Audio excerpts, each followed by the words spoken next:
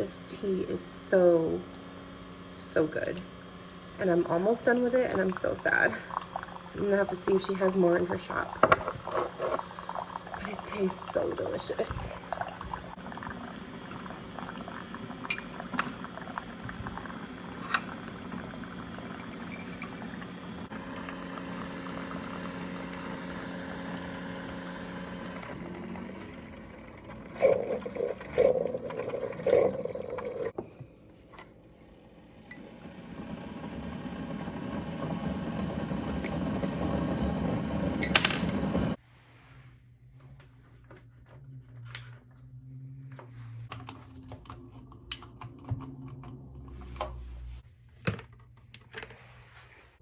Hi guys, so the plan tonight was wait till my husband went to work and then I was going to start to film my Halloween decoration stuff. I overestimated myself. I thought I was gonna be able to do the decorations, even start decorating.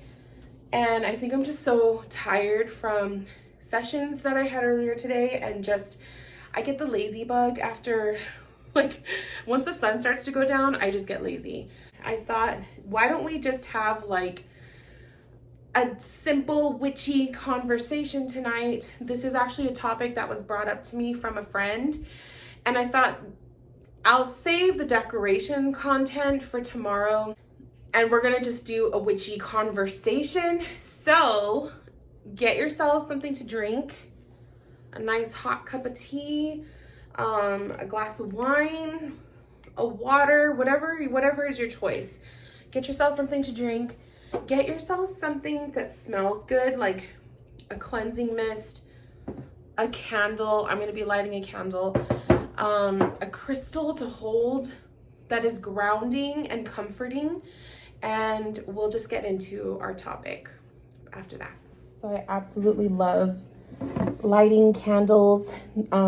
This one is called Seasons of the Witch, and it smells so good. It smells like pumpkin, cinnamon, and then I have this soul healing lavender oil, and it's like a blend, and it smells so good.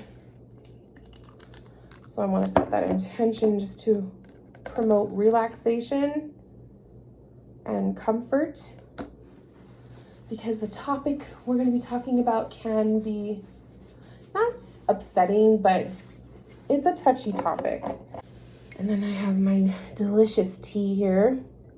Okay, let's just dive into our conversation. Today's topic is going to be about the witch wound, dealing with the witch wound, how to deal with the witch wound, my personal experiences with this, and just how to kind of deal with people that we encounter who are not always supporters, or who are judgers or haters or just people who misunderstand, and how we can navigate these types of people. So a quick little background about me. I don't call myself a witch. I don't use that term for myself. It's by choice. I feel like it's still a witch wound for me to even use the term witch. I think that has such a taboo, at least like in the setting of people that I grew up with. It has such a taboo with it, and it's so, it's still a word that is, I don't know, for lack of a better word, uncomfortable to come out of my mouth. That tells me there's still a lot of shadow work, there's healing, there's a lot that has to happen with this word and claiming it. So I don't call myself that, but I'm going to be using that term in this video because it's just the easiest way to describe what I'm trying to talk about. I was approached by a friend to discuss the topic. She went through recently people in her inner circle. I want to give like too many details because obviously I'm keeping this anonymous for a reason, but there are people in the family of someone who's very close to her that found out about her craft, they found out about her witchery, her her work, her tarot readings, her, you know, all of that stuff. And they judged her. They created this like almost demonized persona of her reputation, and, you know, all of this stuff. And it was almost like it made her uncomfortable, obviously, to be around these people. And it made like family situations or gatherings to be very uncomfortable, to be around people who were now looking at her from the lens of judgment. And so there's this feeling of shame and triggers that came up for her because of this experience. There's a lot of people out there that go through this, and maybe you go through it silently. Maybe you don't really have an outlet to talk about, you know, this kind of stuff. Maybe you've never experienced other people sharing their stories. So that's what we're going to talk about. I am very discreet with my path. I'm very choosy of who I share it with. I know there's a lot of people in my inner and even my outer circle, unfortunately, that would judge, that wouldn't understand, that might be fearful of this path, that might be, it would be misunderstood. It would be looked at from a lens of ignorance. It would be looked at from a lens of evil, of bad, of wrong, of all of those feelings. I am very, very careful and very choosy of who I share my life with and how far I give them like a scope of who I am. I have always been this way. I've been on my path for 10 years. I started this spiritual journey in 2012, and I have always been very, very careful of it. It is very precious to me. It is very important to me. And it's one of those things where it's my life, it's my choice, and people are going to misunderstand, and you're going to encounter people who misunderstand, and I'm aware of that. I've had that happen. But because I feel like because I have put up that boundary of being very choosy and very careful of who I allow into my real like deep parts of who I am, it's helped prevent some of those uncomfortable conversations or those uncomfortable situations. And I honestly, I wish I could be more open about my stuff. I really do. And I admire the people that are open about it, because they just come from a place of it's my life and I'm going to do whatever I want and I don't care what other people think. And those people still get judgment. Those people still get wrongful accusations thrown at them. Those people are still looked at and perceived from a lens of ignorance, because the people who are throwing those points of view and those opinions come from a space of, I don't need to learn why you do this. It's just wrong. So it's, you know, it's kind of, it's a frustrating situation. How do you maneuver through that? And I think my best answer for that, like to give my own personal, and this is all my own personal perspective. So it's not the end all be all. It is not the one, this is not the only way. This is just the way that I would approach it. Owning your peace. The cat's already out of the bag, right? So instead of going into denial mode, own it. Own your truth. If they already know, own it. Come from a place of respecting yourself and from being confident in yourself. If you show fear and lack of confidence and insecurity and doubt when someone approaches you about a path that you are doing and they're judging you, you're only giving them more to attack you for. And I think that there's something powerful about being approached about a path that is misunderstood, and you owning your truth and speaking your truth and sharing your path and sharing your wisdom and your journey, but never feel like you have to explain yourself. And that kind of leads me to the next piece of advice for my people if you're like me and you choose to not share all of yourself with people, you choose to kind of live a double life, or you just live a very secret, very personal lifestyle, like you're just not putting it out there for everybody to see, or you're just very choosy of who you allow to, follow certain social media accounts, or who you allow to see certain things, or who you allow in your house. You don't have to explain yourself to anyone, and you don't have to feel the need to tell everybody what you do. You don't. Because I made the decision to live the double life for many years. And then I kind of slowly came out of that mentality of living like a strict double life. And when I say double life, it's my social media accounts. I didn't show my face for a long time, and then I started to show my face. And then I was using an alias, going by Rose. So there was that. And then I started to go by Rachel. Like that was, I think this happened in 2020 that I changed my username and everything, and I started to go by Rachel. Even my videos, you'll see, if you look at my older videos from like 2019 and earlier, I refer to myself as Rose. And that was me being very strict about my double life experience. My husband, he looks at my content all the time, but he does not follow my accounts because of that reason. I don't want mutuals to find me, or even mutuals of his on his end. Like up until recently, you guys, I started to really come out more with his family. So I really started to branch out even more just the last couple of years. And I've been doing this work for 10 years, okay? It wasn't until recently when I started to really, take off a layer of protection slowly but surely. And I'm just very choosy, and I've always been that way. It's my choice. It's just the way I prefer to be. And I'm comfortable with that.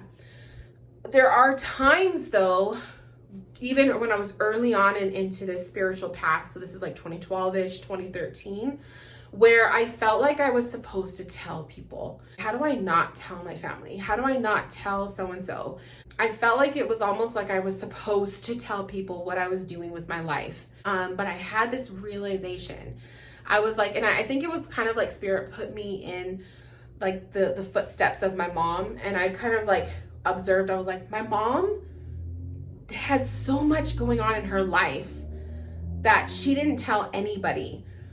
And it was kind of like for her, it was her coping mechanism to get through some tough stuff that she was going through at that time. And I realized my mom was keeping things from people who are really close to her, who are special to her, who she loves. And it just opened my eyes to realize just because they are your parent or your sister, your brother, your husband, your wife, doesn't mean you have to disclose every part of your heart to that person. If it's for the sake of maintaining the peace between you and that person by not sharing a part of your beliefs, your spirituality, your craft, whatever you want to call it,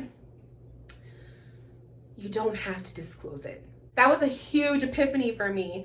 And I just remember feeling so like relieved when I finally came to peace with that realization. Because there was just this part of me that always felt like, I was supposed to tell everybody, and you don't have to. So my choice to not tell certain people in my life is to maintain peace with that person. They will just completely be uncomfortable with it. And I don't want that relationship dynamic to change with me and that person. So I wanted to really make sure I emphasize that, because I know that some of you guys watching this are probably going through that or something similar, or maybe you've already had that experience. And it just really puts things into perspective, and it really makes things feel so much more peaceful. Oh, this is my second cup of this stuff. Oh my God, it's so good. So there's that. So my advice is, if you are someone like my friend where somebody found out, however they found out what you do, you still don't have to explain yourself to them. You don't. Let them believe what they want to believe and leave it at that. Especially if they're coming at you in an aggressive, a judgmental, an ignorant way. You do not have to disclose your whole life story, because is that person disclosing their whole life story to you? No. We are allowed to have secrets. We are allowed to have privacy in our own lives. Like, point blank. And I don't care who you are or your relationship dynamic with that person. Me and my husband, so let's talk about that. Let's talk about spouses or significant others or companions or partners. Because that's a whole different experience, because you're actually living with that person. And then some of you guys can use this as an example too, if you live with family or you live with roommates that wouldn't understand. It's the same kind of way. I did that for many, many years when I was living with my parents prior to moving out. I kept so much from them, so much. Thankfully, my parents were not the snooping type of parents. They were very respectful of my privacy, because I was a respectful child. Like I obeyed their rules of the house. I did what they asked, and I always just left a lot, like a huge chunk, you guys, a huge chunk of my heart and my life private. So they were just completely blissfully unaware. If you are living with someone, a significant other, a partner, a spouse, and that person doesn't understand your path and they don't like it, or they just don't understand it, or they don't want any part of it, how do you survive that, right? My husband was not always 100% on board with the work I do. He was not. He did not like the tarot cards. He did not like the fact that I had them in my room. And it wasn't until I started to, and it didn't stop me. I still learned the tarot, and I even gave him his first reading and everything. So I still did what I did. And I think what made him more comfortable with the work I was doing was I came at it with confidence, love.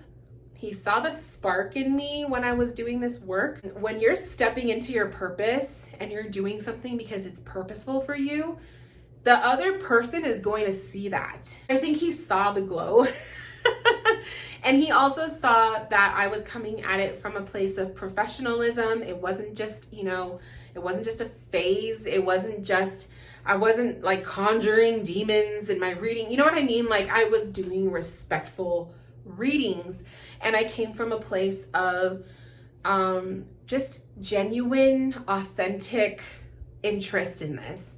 And the only thing that I will not bring into my home, because it's from his wishes, is a Ouija board. And he told me, absolutely not. I don't want that in the house. No. And so I've always honored that, because he really opened up for me to be who I am and accept it and understand it. He's seen a hell of a change in me from when we first met in 2007 to my 2012 awakening to 2021, completely different person. He's seen like all phases of me, and he's really opened up to allow me to just be authentically myself. He understands me, he respects me, he loves me. But it was such a liberating feeling to be myself, because he knows this. I wasn't ever able to be myself around family. So a lot of my spiritual journey, my witchery, if you want to call it witchery, it's always been solo, one-on-one, just me and spirit. And I feel like it's such a beautiful thing now for me to hold a monthly membership with the Spirit Moon Circle, my monthly membership, with these people who they're on their spiritual journey, they're at different levels, And I get to guide them. I get to just be there to hold space for them. I get to help them. I get to give them advice. But they have an outlet to go to have community. And that's big. That's big in this path, because I did the solo path. It's lonely. I would go to crystal shops to be around people. I worked in a crystal shop for 2 years. I was a reader at a crystal shop for 2 years without no one knew. Like, it was just a job that I took on, that I was paid under the table for. And nobody knew about it. Like, it was just a hush hush thing. I did it for me. I wanted to be in a public space around people who were on the same path as me, because it gets lonely when you're on your spiritual journey by yourself. It gets lonely. And a lot of you guys know, and a lot of people know who were on this path years and years and years before the internet even existed. So I can't even imagine what that was like, because I'm so blessed to be able to have grown up in the age when the internet really started to come out. So yeah, and I think it's kind of like the witch wound changes a little bit based off of where we're at with our technology and how, you know, our modern day thinking. Like, the witch wound is still very, very present, but I feel like it's so different from the witch wound back in the day to how it is now. But then there's also some parallel things. Like, we are still going through discomforts and you know, judgment in a way that our ancestors went through, you know. I guess kind of like, and I want you guys to ask me questions, because this could be a series that we could talk about. So if you have questions that come up, ask me, leave them in the comment section. But I guess kind of to my newbies out there, if you're fresh in your journey, and it doesn't matter like how fresh you are, like if you just started or you're a couple years in, but you still don't know what you're doing. My advice to you guys would be read books. That's what I did, because I was on the solo journey. So I would read a lot of books about the topics, the things that interested me. I read a lot of tarot books. I read a lot of mediumship books, and then I finally invested in an actual mentor, a mediumship mentor, and that just like kicked off the journey in a whole other way. Find YouTube channels that have ethical teachers and readers that you trust, that you feel connected to, that you can watch their content, and learn from them. So YouTube accounts, podcasts is another one. What else? Go to your local crystal shops at least like once a month, especially if you don't have community or you don't have many friends that are into this stuff. If you're doing the solo path, go to the crystal shops. Find the ones that make you feel happy, that make you feel comfortable when you step inside of them, because not all crystal shops are the same. It makes you feel uncomfortable, if it makes you feel like it's just spooky and it's not a good vibe, don't go there. The energy of a shop will tell you a lot of stuff. And so trust that. But when you find a crystal shop that makes you feel happy, you walk out of there feeling uplifted, you don't feel drained when you walk out of there, that is a shop that you want to go to more and more. Get a reading at the shop. That's also another good way to like get to know people. Take a class at the shop. I did that. I did all of that. I even taught tarot classes at the crystal shops. Other things you could do, join communities that are witchy, tarot, mediumship, spiritual, crystals, whatever your niche is. Join communities for that. Facebook has a lot of them. Instagram, it's hard to find the community on Instagram. It's like if you search the hashtags, and then what I would always do is like I follow accounts and then I'll look at who they follow, and then, you know, or sometimes you'll get recommended content. But word of mouth is everything. So if you have friends that love this kind of stuff and they can recommend a reader or they recommend a mentor, trust the recommendations by mouth of a person, because they've actually had a physical experience with that person, that reader. So a lot of my clients that I work with, they are referred to me from someone else who had a reading with me, and those are the best. Those are the best clients because they already go into it knowing that you're a good person, that you're ethical, that they just have a vibe with you. Hang out at the bookstores, the spiritual astrology section. Sometimes you'll see people hanging out in the same section reading books. If you're like one of those social butterflies, you could spark up a conversation. Join a membership. You will grow so much more when you are in a group or a small group of people who are like-minded, who are all there to learn, who are there to share, who are there to be vulnerable and heal. It's a beautiful thing. So I highly recommend that. And yeah, just get crafty. Don't be afraid to express yourself, and don't be afraid to try different things and see what works for you and what doesn't. And if you're more of an introvert, solo, like you just want to be on the solo journey, that's fine too. I did that for many years. A big one that I did was start this YouTube channel. I want to say I started this in 2014. I think it's 2014. I have to check the date on my thing, but I'm pretty sure I've had this channel since 2014. YouTube was one of my biggest outlets when I started my journey.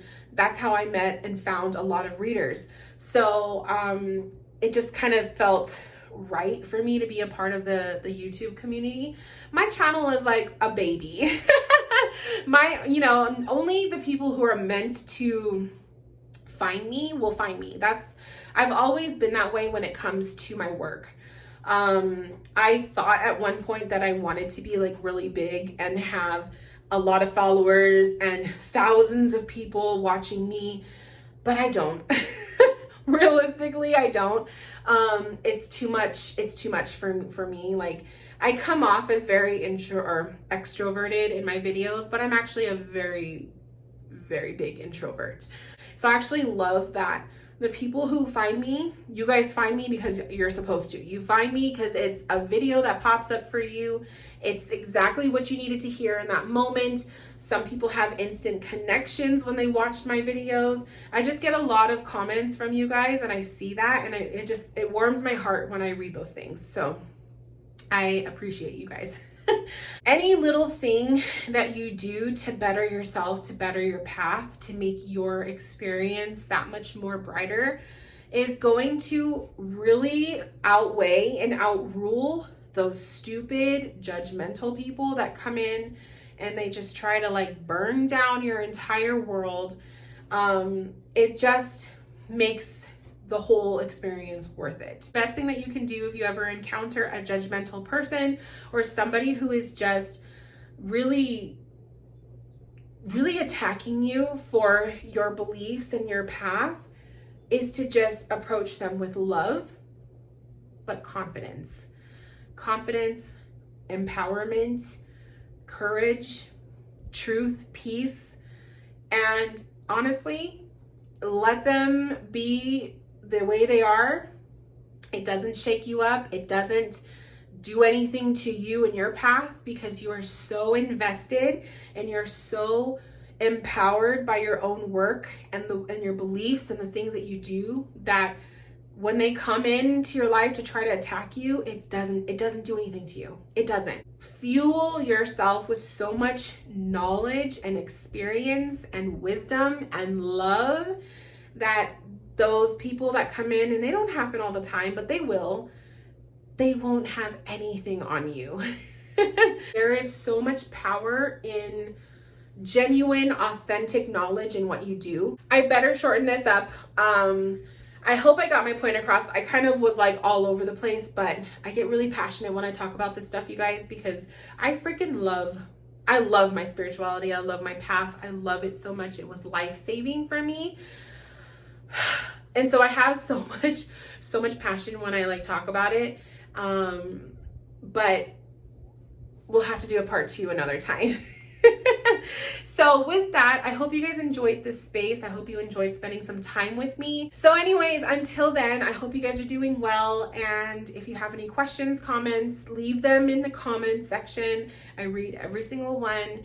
And if I get some good questions that are good enough to create a whole video about, then you will see me here again. So until then, love you guys, and I will talk to you later. Bye.